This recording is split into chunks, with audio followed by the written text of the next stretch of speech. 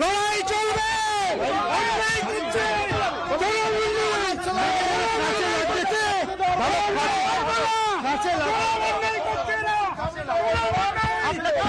সন্দেশখালীর যে মাটি, সেই মাটিতে আবার সেই লাল ঝান্ডা।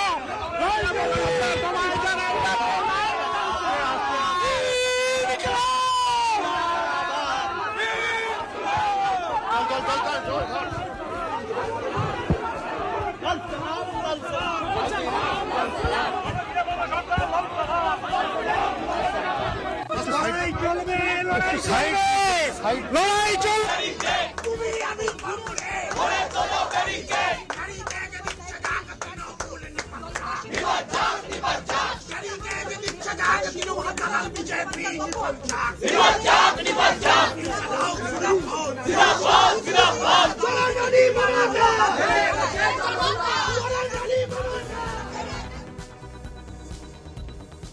সন্দেশখালীতে গণরোষের শিকার তৃণমূল নেতা শিবু হাজরার অভিযোগের ভিত্তিতে সেখানকার প্রাক্তন সিপিএম বিধায়ক নিরাপদ সর্দারকে গ্রেপ্তার করল পুলিশ। রবিবার তাকে থানায় ডেকে এনে গ্রেপ্তার করে বাঁশদ্রোণী থানার পুলিশ। আর ওদিকে নিরাপদ সর্দারকে সন্দেশখালীতে নিয়ে যাওয়ার জন্য থানা থেকে বের করে তুমুল বিক্ষোভের মধ্যে পড়ে যান বাম কর্মী সমর্থকেরা। রীতিমতো বিক্ষোভ দেখাতে থাকেন বাম কর্মী সমর্থকেরা।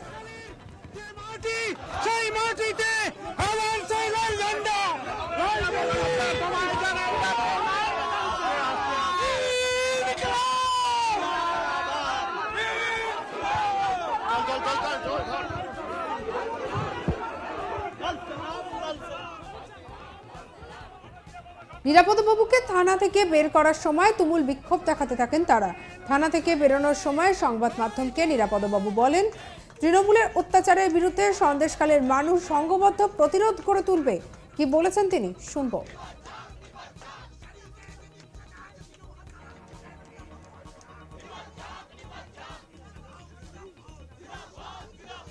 এটা তো খুব অন্যায় হচ্ছে, এইভাবে চলতে পারে না। আমরা দেখছি, অপেক্ষা করছি। এখনো পর্যন্ত যেহেতু পুলিশ ডেকেছে, আমরা এখনো সৌজন্য ভদ্রতা দেখাচ্ছি, ডেকেছে, আমরা এসেছি। আজকে সকালে বাঁশদ্রোণী থানার পক্ষ থেকে গিয়ে আপনাকে কি বলা হলো?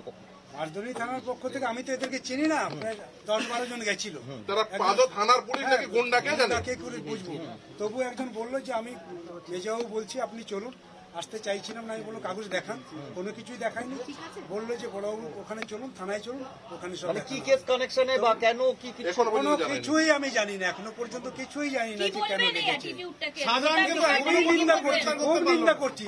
যে শাহজাহান গোটা সন্দেশখালী ত্রাস, সেই শাহজাহানকে পুলিশ ধরতে পারে না।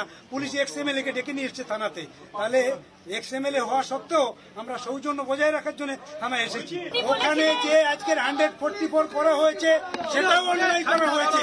সেটাও এই পুলিশ এবং মমতা ব্যানার্জির জন্যই ওটা করা হয়েছে। পুলিশের অপদার্থতার জন্য আজকে সন্দেশখালীর মানুষ এই বিপদের মধ্যে পড়েছে। উনি কি অ্যারেস্ট হবে না মনে হচ্ছে? মমতা ব্যানার্জি না চাইলে। আর এদিকে নিরাপদ সর্দারকে গ্রেপ্তারের প্রসঙ্গ নিয়ে কি বলেন আইনজীবী ফেরদৌস শামীম, শুনবো। কোথায় আছে গোটা রাজ্যের মানুষ জানে, সন্দেশখালীর মানুষ জানে। সেই জন্যই আজকে নিরাপদ সর্দারকে এইভাবে পেয়াদা পাঠিয়ে, গুন্ডা পাঠিয়ে, ওরা বিয়ে গুন্ডা না কেউ জানে না, এইভাবে কোনোভাবে এইভাবে স্বৈরাচারী শাসন চলে, এইভাবে কোন গণতন্ত্র চলে। আদালতের দ্বারস্থ হচ্ছে অবভিয়াসলি আমরা যাই না তো ওরা অবশ্যই করবো। অলরেডি কমিশনার অফ পুলিশকে কমিউনিকেট করা হয়েছে, দেখা যাক কি হয়। না আমরা নিশ্চিত হবে আদালতে যাবো। কখন বেরোতে পারবেন উনি বা ওনাকে কেউ জিজ্ঞাসাবাদ করতে আসলে সেটা এই বাঁশদ্রোণী থানা বলবে। কেন নিয়ে এসছে এখনো পর্যন্ত অন ক্যামেরা বলছে এখনো পর্যন্ত জানানো হয়।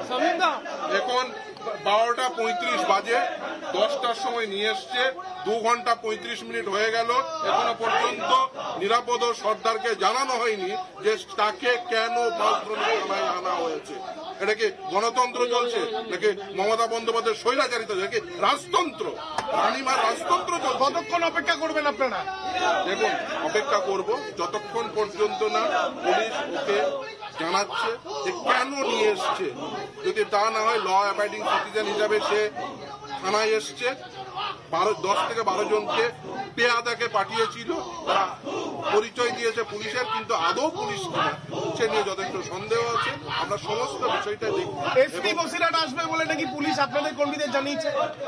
আমাকে অন্তত পক্ষে কোনো জানানো হয়নি কে আসবে, কে নিয়ে আসবে। কে আসবে বলে কি একজন ভারতীয় নাগরিকের তার যে অধিকার সেটাকে কাটেল করা যায়নি? এসপি আসবে বলে তাকে থানায় তুলে আনতে?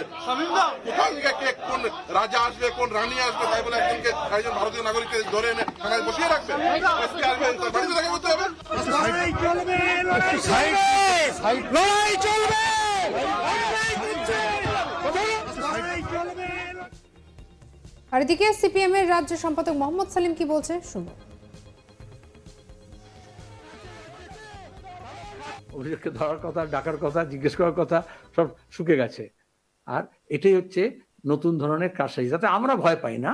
কমিউনিস্টরা, নিরাপদ সর্দাররা মানুষের নিরাপত্তার জন্য লড়াই করছে, রাজ্যটাকে নিরাপদ করতে চাইছে। মিথ্যা মামলা, জেল, গুলি, এগুলো অনেক আমাদের পূর্বসূরীরা, আমাদের সমসাময়িকরা এবং আমাদের যারা ভবিষ্যৎ প্রজন্ম আজকে যারা লড়াই করছে তারা ইতিমধ্যে এগুলোকে ফেস করেছে।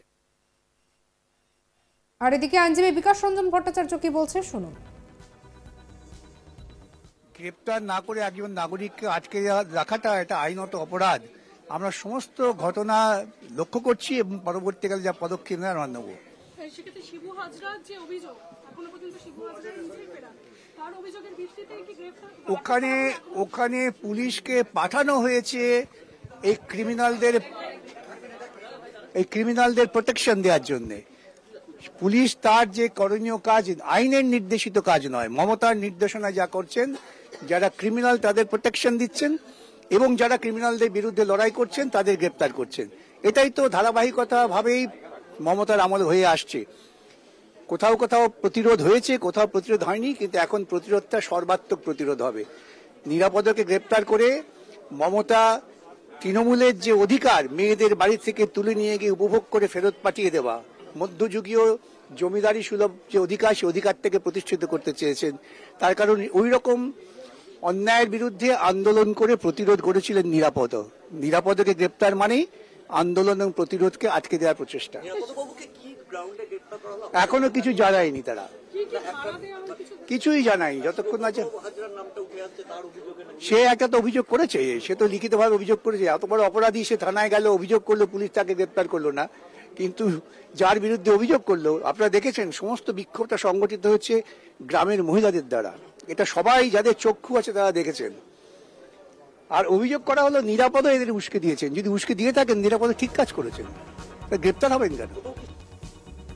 আর এদিকে পুরো বিষয়টা নিয়ে আমাদের কালিকা অমৃতারকে রিপোর্ট দেখব।